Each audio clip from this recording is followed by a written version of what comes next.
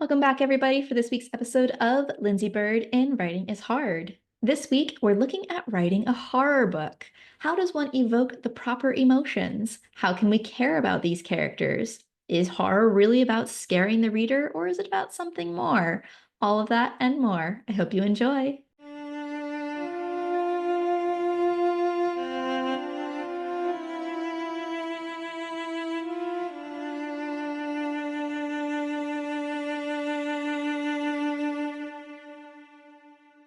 Today's author interview is with CJ Dotson. CJ is a Northeast Ohio native who now lives with her family in upstate New York. She studied English with a creative writing focus at Cleveland State University. She loves reading sci-fi, fantasy, and horror, but will read really anything that catches her eye. She is primarily a writer of novels and short stories, and occasionally flash fiction. She loves to write dark genre fiction and is an active member of the Horror Writers Association. Her debut novel, The Cut, was just released on April 8th, and its back of book blurb reads: A historic hotel long past its prime and huddled along the Cut, a questionable Lake Erie beach, isn't Sadie Miles' ideal place to raise a toddler while also navigating her second pregnancy. After finally fleeing her abusive ex-fiancé, though, Sadie's new housekeeping position and free room at the Larpin Hotel are the best she can manage. On her first night, Sadie runs to help a guest struggling in the hotel's pool, only to find the water calm and empty when she gets there, leaving her with a lingering unease. When a guest then goes missing and her manager insists they simply left without checking out, Sadie suspects he's covering up darker goings-on in the hotel. After her ex, Sadie won't let anyone convince her that what she's experiencing isn't real again. So she keeps digging, quickly uncovering suspicious interactions with the staff, mysteriously vanishing security cameras, more missing guests, and things that go bump in the night, and drip in the walls, slither in the tub, and squirm in the halls. Everything isn't as it seems within the dim hallways of Larpin. Sadie has nowhere to go and nowhere to hide. She'll need to keep her wits about her to survive and keep her toddler and unborn child safe from whatever lurks nearby. So, just to start us off, what inspired you to write this story? Um, the cut is actually there's a beach in the cut in the book that is overlooked by a power plant that's across the way from Larpin Hotel. Um, and certain important scenes take place on that beach, and it is based directly off of a beach that I used to hang out at all the time when I was in my late teens and early 20s. It had the power plant looming over it with the bright floodlights shining down onto the sand. The water was always really warm there, unseasonably warm, because they would cycle the water from the lake in and out to cool the machinery, I think. I mean, I don't actually know what goes on inside of a power plant. By the time I wanted to try to tour it as I was writing this book, they had closed for, they had been closed for a couple of years already at that point, and they were no longer offering tours. Um, and I used to hang out there all the time. And one time when I was there, I swear, and my friends didn't see it, but I swear I saw something bioluminescent in the water in the lake. And I'm sure there are freshwater bioluminescent creatures that can live in Lake Erie. I'm sure that there's like 100% a normal explanation for that, but I refuse to look it up because I would like there to be an abnormal explanation. And so when I was casting around for new story ideas, the thing I really knew was that I wanted to set it at a beach just like that one. And from there, I wanted it that I didn't really want to use any of the rest of the settings around the parts of Lake Erie that I was familiar with. I was from an area where the closer you get to the lake, the deeper you get into very expensive house territory and very expensive um, place like stores that you can only shop at if you're pretty well off, houses you can afford if you can afford like $1 million house. And that wasn't the type of story that I wanted to tell, so I needed a character who would be sort of an outsider to this region.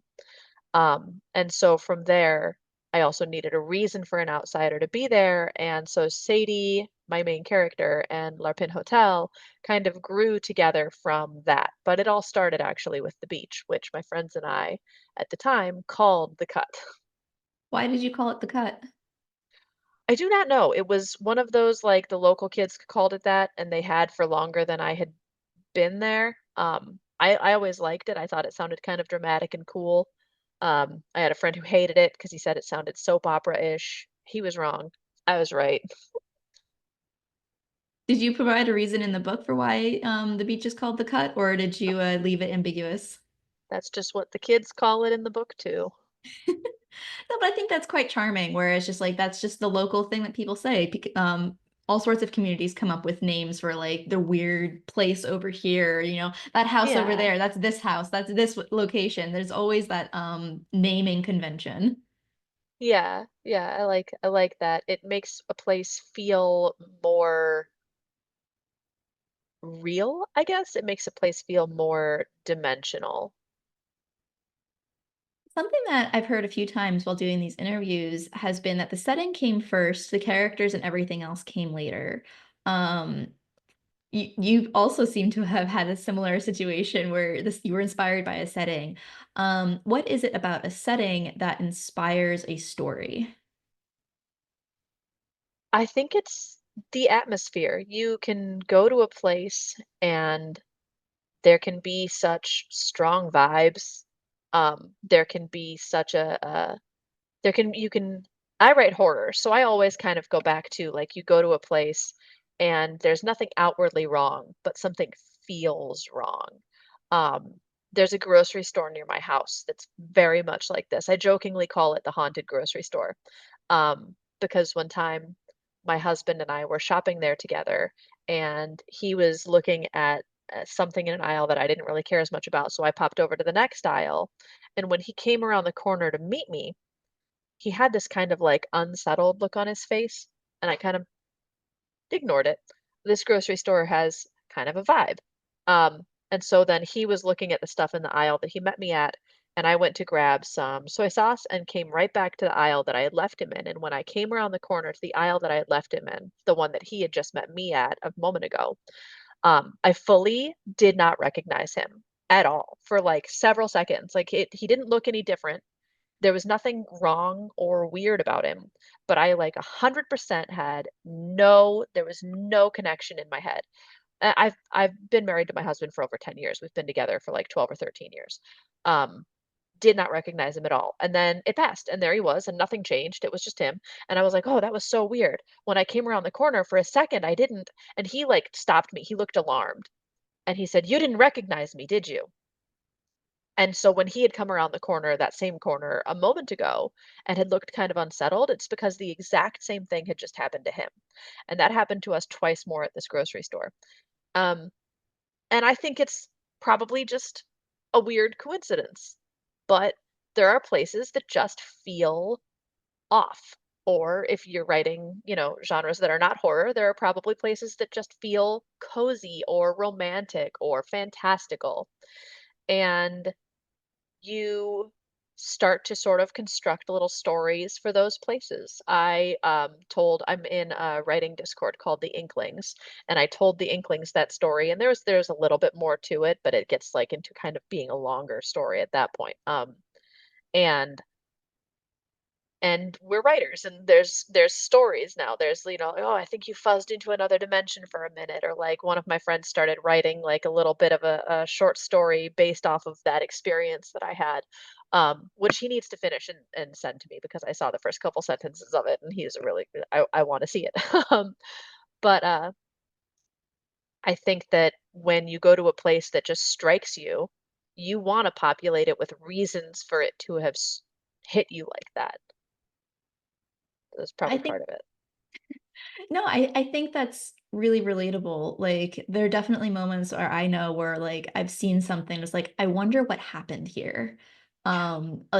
Just I remember a scene in a video game where it's, like, literally just the setting, the point was not, that setting, it was just, your character's job was to go from point A to point B, the setting didn't matter, like, that's all you Yeah. needed to do, but I was like, This is really weird. I'm really curious. Why is that trash over there? Who started that? Like, what was the situation that happened here? And, creating more interest or intrigue of like why something is laid out the way it is, what caused it, what created, the scratch marks on the rock over there, or, why Yeah. is that tree knocked over and everything else? Like, your mind's trying to fill in the details of like what was there, what might have been.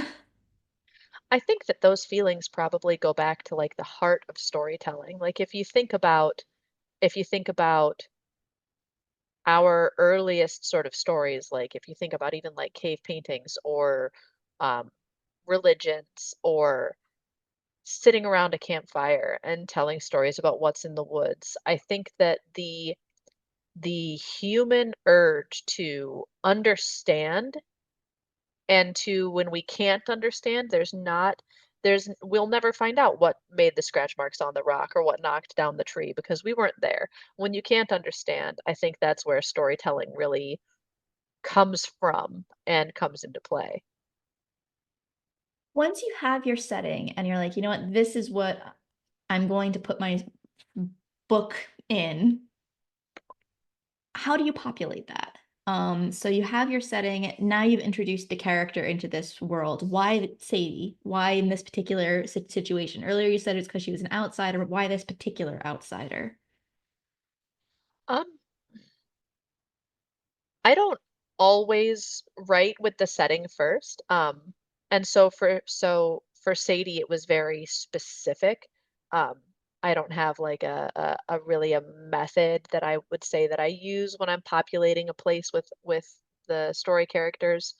Um, all I knew at first, like I said, was I wanted Sadie to be an outsider and I wanted her to be kind of on the wrong foot.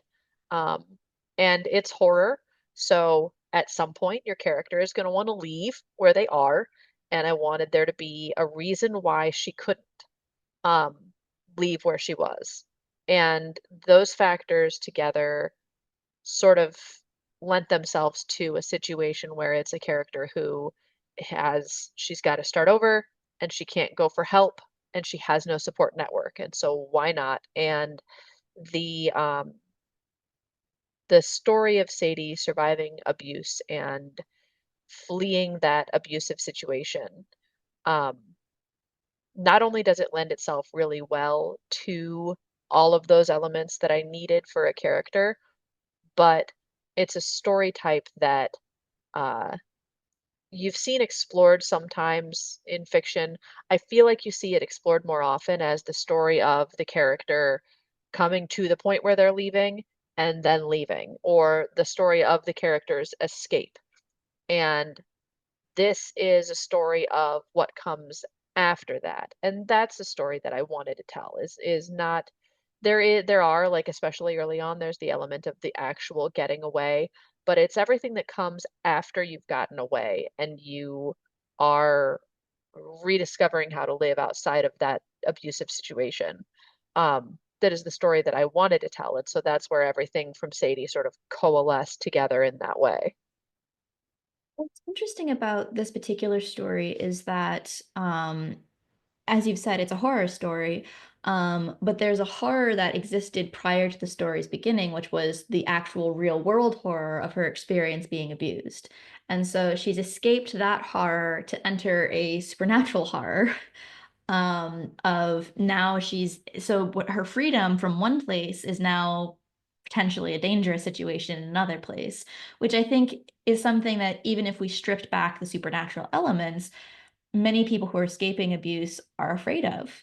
I will leave this place and go to some place that's more unknown, and that could be worse.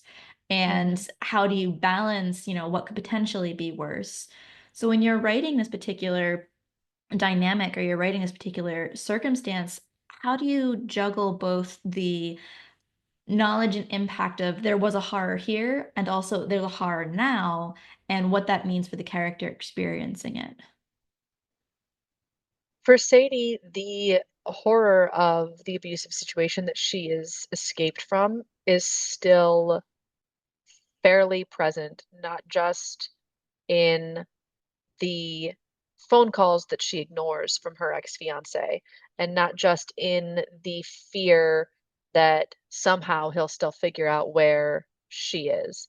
Um, it what is really present in is the way that she sees the world around her and herself. And that leads directly into the horror situation for Sadie because um, she does go down like it says in the back of the book blurb. She goes down to find a guest who looks like they're drowning in the pool and it's empty. And she absolutely knows what she saw. And the first thing that happens is someone tells her, it's fine.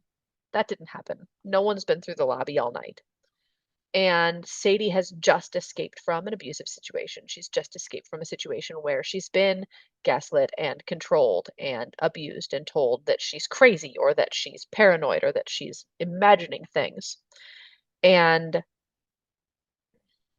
so the tying the real world horror and the supernatural horror together was actually really easy because it's Sadie's experiences with this traumatic, abusive situation that, um, and her internal reaction to having gotten out of that situation where she tells herself, never again, that lends her to investigate, that leads her, I should say, to investigate what's going on in the hotel.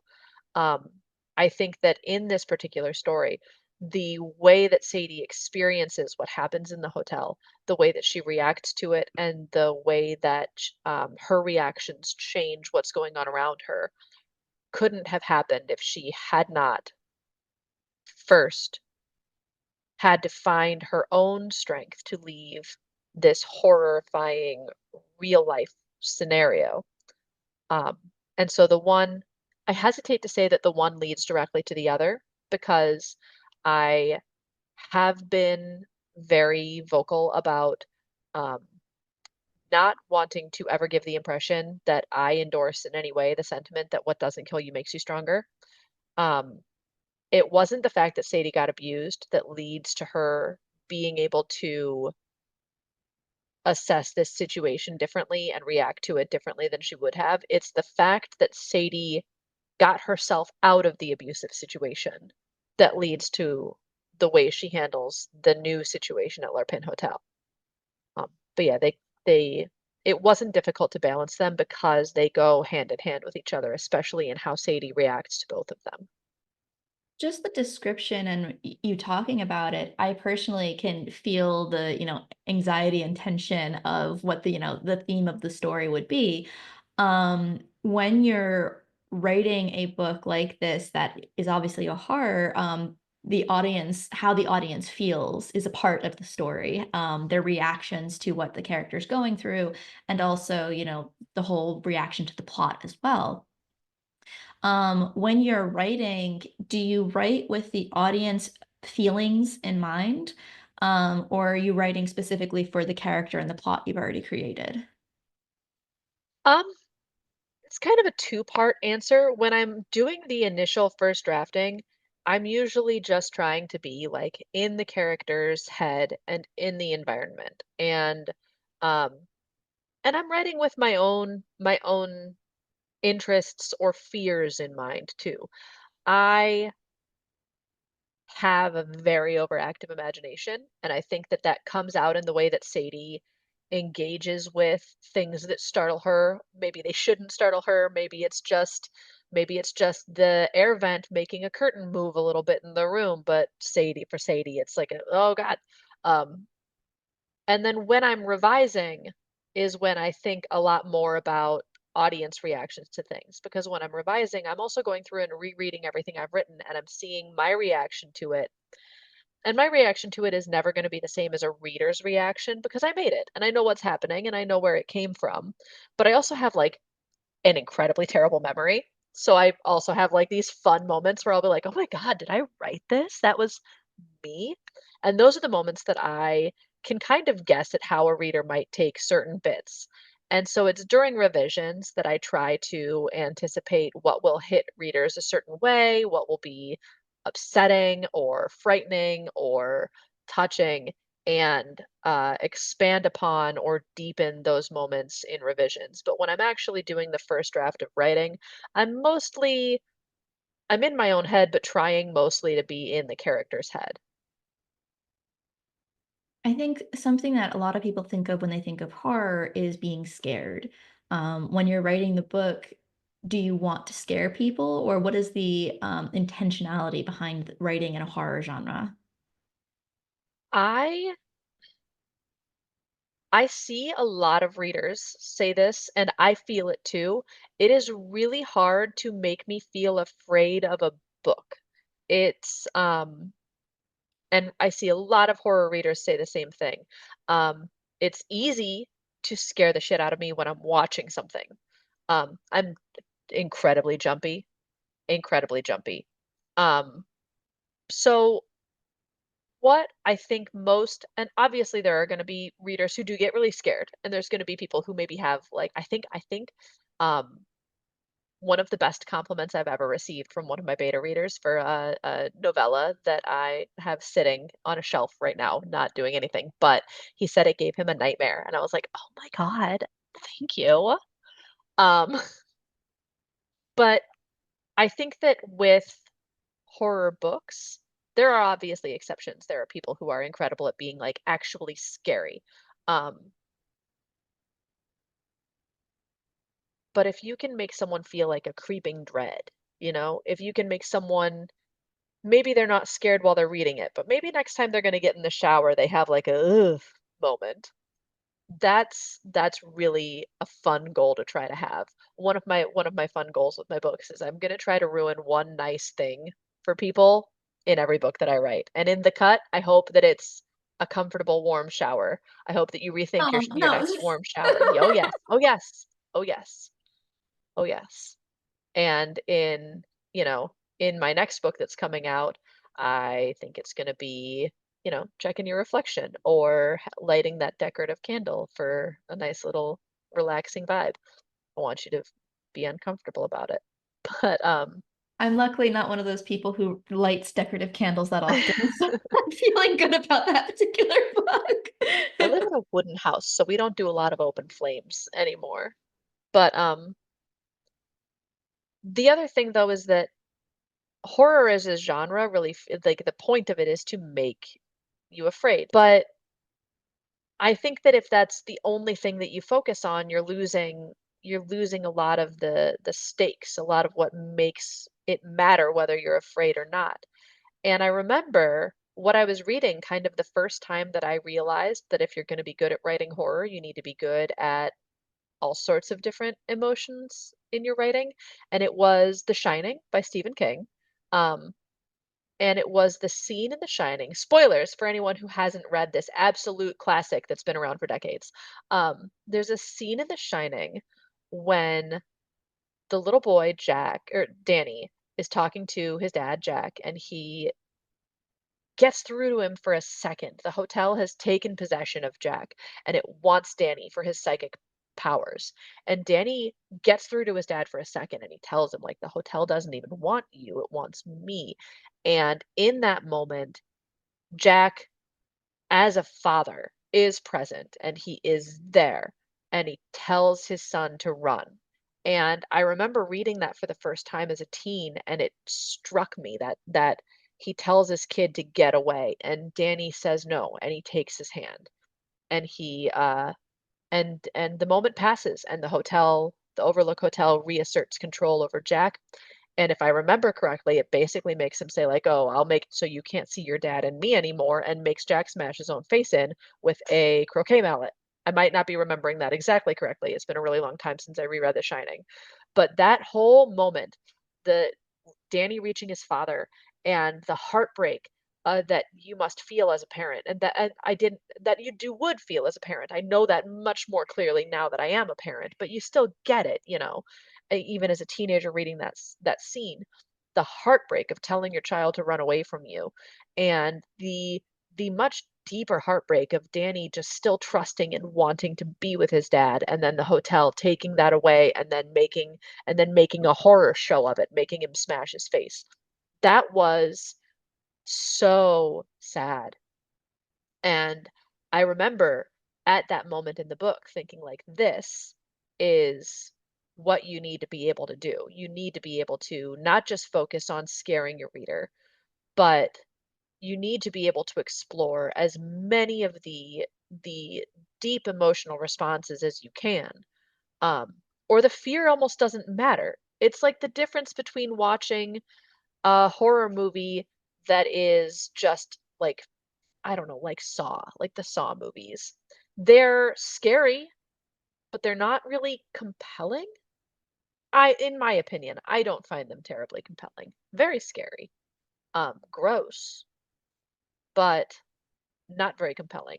Versus a horror movie like, say, Midsommar, um, which was scary and also unsettling and also sad, and also there was almost this, like, at parts of it there was this thread of like almost joy in it, in the horribleness, and it stays with you. It is compelling. Um, so I don't worry. I mean, obviously, I would love for my books to scare people, um, but I don't worry too much about focusing so much on scaring as on trying to evoke emotional reactions that fit the moment, um, and also scaring people. I have to admit, years ago, I'd never read a horror book before, and I was curious about the genre, and I was like, you know what? I'm going to read every single Stephen King novel. I'm going to Mhm. figure out this genre. He's apparently the master. I'm going to read every single Stephen King novel. I admit The Stand broke me. I got I got the unabridged version of The Stand. I got maybe 500 pages in and it's like I'm done. I cannot read this 1,000-page book. I'm done. Um I loved The Stand right up until the very, very, very end. Um, because do you care? Do you think anyone's gonna care if I like spoil the very ending of The Stand? I will make an Maybe. insert that says spoiler here. Yeah, spoiler coming. In the end of The Stand, the conflict is resolved by such a deus ex machina. It is and like it is the literal hand of God. The literal hand of God comes and solves the plot at the end of the book. And I love Stephen King's writing, but he just that ending after so many pages of book. I'm It kind of drove me happy I didn't get crazy. my all the way through it at this point. I know for me, like the way that that book starts is introduce someone, that person dies. Introduce someone, that person dies. And after like hundreds of pages of that, where I was not connected to anybody, and I was just like, yes, I get it. Everyone's being introduced. Everyone's dying. The world is awful. I was like, I'm done. I got this. So yes, The Stand broke me. But when I read The Shining for the first time, I loved that book. Yes. And I will confess, my favorite Stephen King book is Doctor Sleep. Because the emotional journey between the two books put together, of Jack's story in The Shining and then Danny's story throughout The Shining and then in full culmination in Doctor Sleep was just so impactful for me. Yes. Dealing with the horror of, the hotel, the trauma after the hotel, dealing with your psychic powers, but then also dealing with bad coping mechanisms and dealing with alcoholism and all of these different things that were just so realistic, even though it was all wrapped in a, cuddling cocoon of, unreality. Um, Doctor Sleep for me was just hands down my favorite Stephen King book. It was so good. And it There's a wouldn't have moment. been that good if it hadn't been for the emotion. Because it wasn't fear. It wasn't scary. I think Dr. Sleep for me was not scary at all. I think it was a different level of, who the villain was and what was going on, but I connected so much more to it. Because I knew everything with The Shining. And so the two of them are side by side, but I think you're right. The emotional journey, if you don't connect to the character, if you don't care whether they live or die, which you get with a lot of the Saw films, where it's like, oh, person, who cares? Yeah. Um, I think if you don't care, then you lose some of the emotional impact and the journey. And you don't have that moment in Doctor Sleep where you're seeing Danny and you're just like, you feel so bad for him. And it's the fear of, is he going to be okay? Yeah. And it's not like, is he going to survive okay? Like, just genuinely, is he going to be okay? So yeah, I absolutely connect with what you're saying, where it doesn't necessarily have to be the scariness, but having some way to connect and be like, no, I care about this person. I want them to get through this. Yeah. And one of the things that you said, I think ties really well into that. Um, you said that it felt really real, even though it was cocooned in this like unreality of the situation. And that is, especially in genre fiction, I find it so important. If you're asking your reader to accept monsters in a hotel, or if you're asking your reader to accept um, ghosts, or whatever horror scenario you're asking them to accept, everything else has to be as real as possible to carry the strangeness. And I think that and I that goes for horror. It also, I think, goes for science fiction and fantasy. And I think that sometimes people might mistake that advice, especially in fantasy, because like in fantasy, there's not you can make it a completely unreal world. You in science fiction, you can make it a completely unreal world. Um, and that is when the part that has to be real to carry the unreality must be the characters. It must be the emotional core of the story. It must be the responses that the characters have to the situations.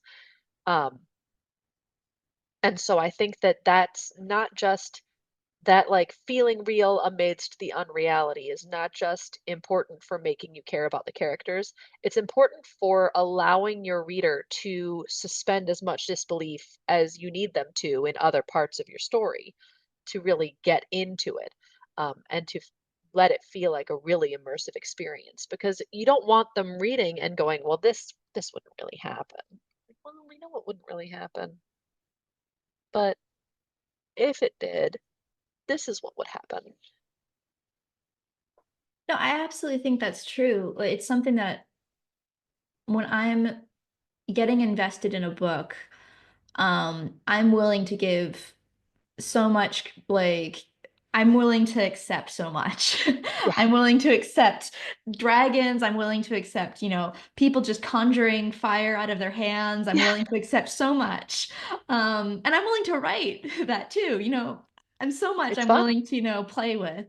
But if I can't believe that somebody would react the way they would in that circumstance, or somebody would have, a genuine conversation in the exact way that it's happening in the story, it pulls me out immediately. Um, one of I like when I'm thinking of a really good example of this is Naomi Novik's His Majesty's Dragons, where she's basically the premise is it's a whole series of the Napoleonic Wars with dragons. Oh, neat. I like that. Um, but she got really into detail of, the class hierarchy of the soldiers, of, what type of nobility you need to be in order to have this thing, what type of gender dynamics there would be.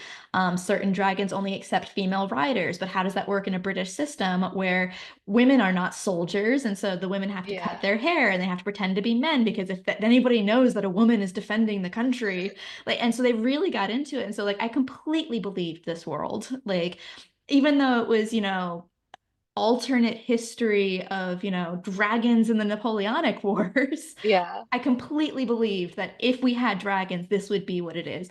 But is because I believed so thoroughly this world could exist that everything else made sense. Yes. On your website, you had mentioned that you are a speculative fiction writer, not a horror writer necessarily. Now, speculative fiction covers horror, sci-fi, and fantasy. When you're describing yourself as a speculative fiction writer, why do you use that term? And why didn't you just say, I am a horror writer from the get-go?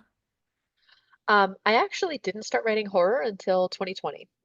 Uh, and I know that was 5 years ago, but I've been writing since I was like 9 years old. Um, and I, up until 2020, I pretty much only wrote science fiction and fantasy. I have somewhere a terrible manuscript of a fantasy novel that I wrote when I was like 15, that my dad kept. And one year for Christmas is as simultaneously the most thoughtful and the most mortifying gift I've ever received. He he made a cover for it. He bound it, but he did it with wood. He made a wooden cover for it that, like, has hinges so it can still open, and he, like, burned the title of the book onto the front of the cover. Most thoughtful, gorgeous, like, handmade gift I've ever gotten, but the book itself is not fit for human eyes. I wrote it when I was 15, and it shows.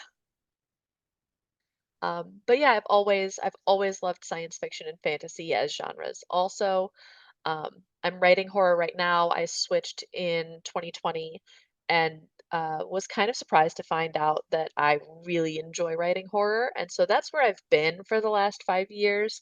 It's where most of my reading has been for the last 5 years.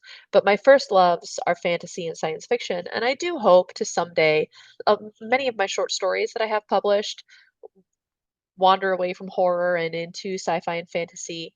And since doing my big genre switch, when I write sci-fi and fantasy, I still do now tend to infuse it with horror elements as well, just because I found that it's so fun to write. Um, but I would love someday to be able to explore writing longer form novellas or novels in my old genres as well. They will be horror also now. It will always I found a home there. So sci-fi horror, which I love as a genre. Dark fantasy, I think I can get real weird with it. Um, I just have to get my agent on board, hopefully. Um, 'Cause I really, really, really, really have enjoyed working with my agent. Um, and I don't know if he does much with sci-fi or fantasy. Um, so I might just be sticking with horror, but I would love to play around with other genres in a more serious way again, and I still do explore those other genres in my short fiction. What would you say, like, a big difference is between writing horror, sci-fi, and fantasy? The world building. The world building. Um, I am an obsessive plotter with my writing.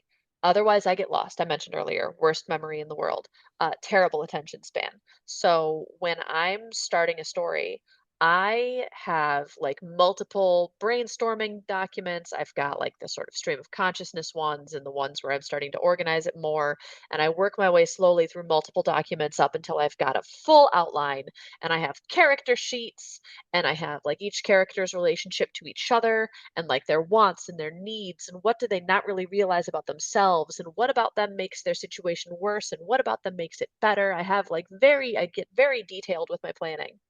And when I was writing science fiction and fantasy, especially fantasy, um, I also would have a whole document that would be like all of the major religions in the world and the history of that religion and the region that it's from.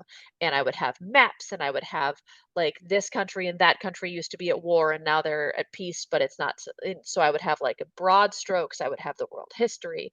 Um, and I would have like the people in this land look like that, and the people in that land do have these customs, and the this government is structured that way, and that government is structured that way. And I would just have just incredibly like notebooks and notebooks and notebooks full of world building, just world building, before I would even get to planning the plot. And when I first switched to trying to write a horror novel in 2020, um, and I didn't have to do any world building? It felt like cheating. It felt like I should get in trouble for skipping an important step. So the biggest change for me has been in terms of my the time that I spend on it and the approach that I take to my writing. Not doing world building. I miss it. It's such a fun intellectual and creative exercise to create a whole world. Um, but my goodness, it is so much easier to plan a book when you're not creating a whole world. Yeah, I can see that. Um, as a panster, I think it's a little bit easier because I can just sit down and write, and then I'll worry about filling in some of the stuff afterwards. But yeah, I have to admit, if I had to sit down and write all of that world building first, the book would never get done. I don't feel like people have to do that, but I feel like I when I write fantasy and science fiction, I feel compelled to start there. I feel compelled to do it that Mm. way, and I can't stop myself. And I have to plot, or else I wind up if I don't do my like moment by moment outlines, my outlines even when for horror, even for contemporary work, my outlines wind up in the like 10,000 word range. I have like very like detailed moment by moment because if I don't, I will wind up with 300,000 word first drafts. I will hurt myself if I don't plot with detail extensively. I couldn't do it. I'm sorry. I'm trying to imagine it. I can't do it. I think that discovery writers, pantsers, I think that you guys are so magical though. Like it's I could never. I have tried and it does not work. I am a mess without my outlines. So I think that it's so impressive that you can sit down and not have a map in front of you and make a story that's good. I think that's fantastic. You know what I think it is, at least for me personally, I know the arc of the story. Like I'm very familiar. Here's, the beginning, here's the climax, here's the end. Here are the things that need to go to the beginning, here's the things that need to go to the end. I'm very cognizant of my word count. So if I'm like writing something, I'm like, all right, this chapter is 5,000 words, the next chapter is going to be 2,500 words. Like I know, and I'm so, if I get to the 50,000 word mark, I'm like, this is where the middle of the book should roughly be. This is where I'm supposed to be in my head. And so like I know naturally how much time I'm spending in a certain place. And naturally, I was like, all right, I'm going to write this amount. And I know by the time I get to 50,000 words, I need to be at my climax.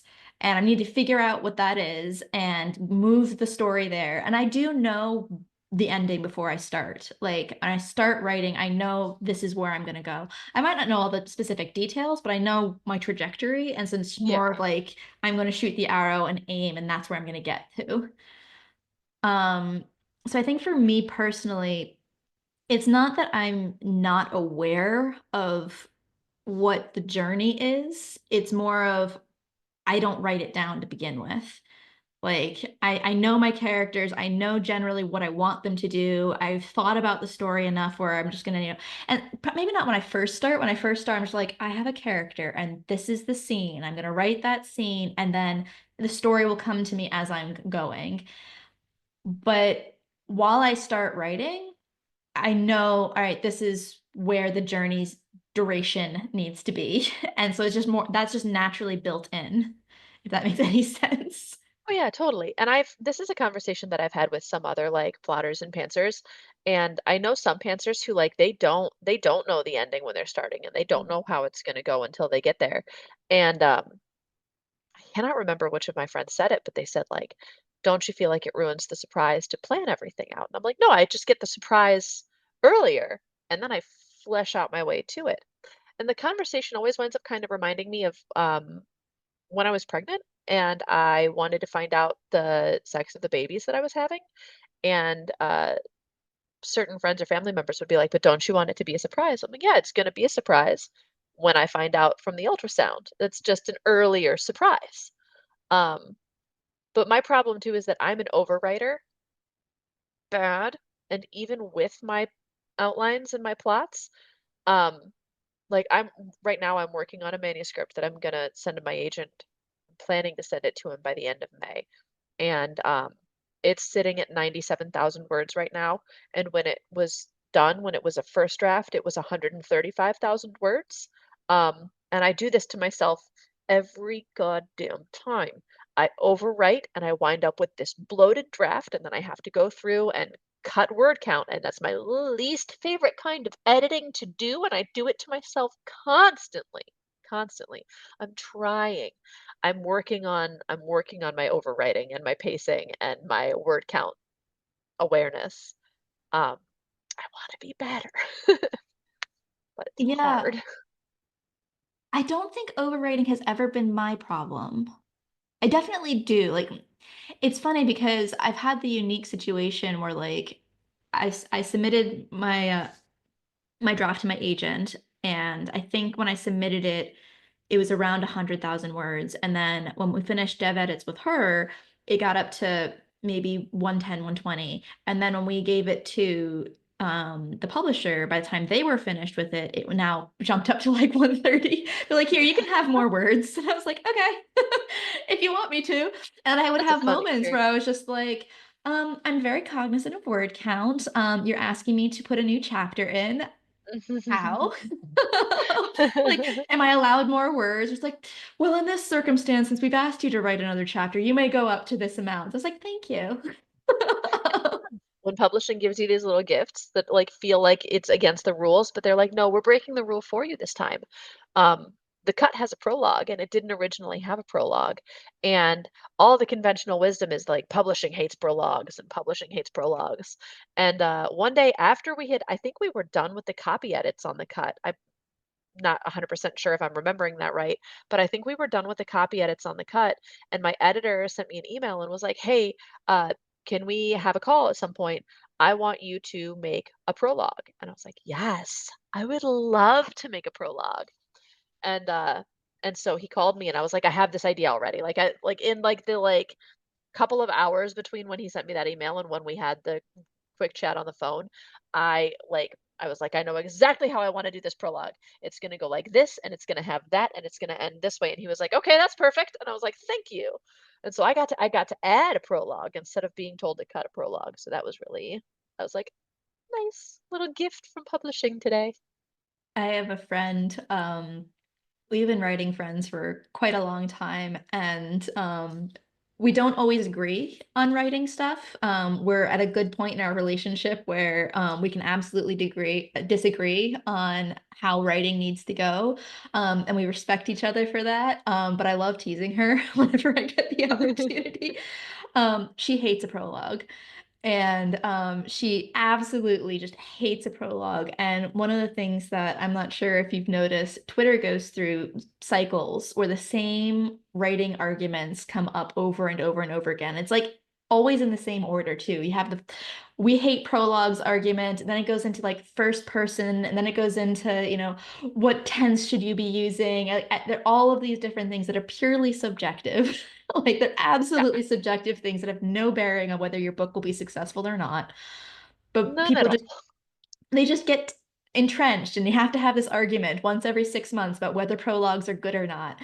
And every time I see her, she's like, I'm gonna start the fight on Twitter again. And she'll make some statement of just like all prologues should die. And I'll just be watching burning. It's like, I'm gonna have a prologue in my book. And she's like, well, I'm not gonna read it. It's like, you don't have to. But that's the thing. Everybody's reading experience is their own reading experience. They can skip the prologue. I'm not gonna Yeah, monitor them. I'm not gonna quiz them on the prologue. you're getting a bad grade in my book if you skip the prologue. As long as, they've already spent the money to buy the book, so I'm happy. It's just like, Right. thank you for buying my book. Thank you for reading it in whatever capacity you've read it. Honestly, I'm all for the prologue, either whether it's there or not there, as long as it makes everyone happy at the end of the day. Yeah. Yeah. I Before I love let you the go, I wanted to ask you if there's anything we haven't had a chance to talk about that you did want to talk about. Um, I think I pretty much touched on everything. Like I mentioned that I really don't like the what doesn't kill you makes you stronger narrative, which is sort of the thing that I tend to save for this final question. Because I do hate that phrase. I think that it gives ownership to of of the strength of a survivor to the thing or person that harmed them instead of giving ownership of the strength of a survivor to the survivor. I don't think that what doesn't kill you makes you stronger. I think that your response to what harmed you is what can make you stronger. Um, and I think that Sadie spends the entire book, The Cut, figuring that out. And if even one reader comes away kind of getting that out of this book, then I will be so pleased with it. Um, Other than that, yeah, uh, thank you so much for having me. Thank you so much for being here. It was wonderful to Yeah. have you.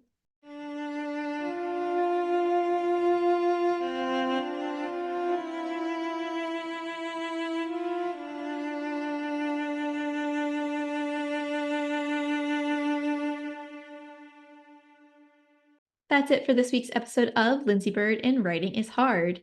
CJ Dotson's book, The Cut, is available and ready for purchase. Check out the description to find out more about her and where to find it. If you enjoyed this content, please do like, share, and subscribe so we can continue to make you more. Bye for now.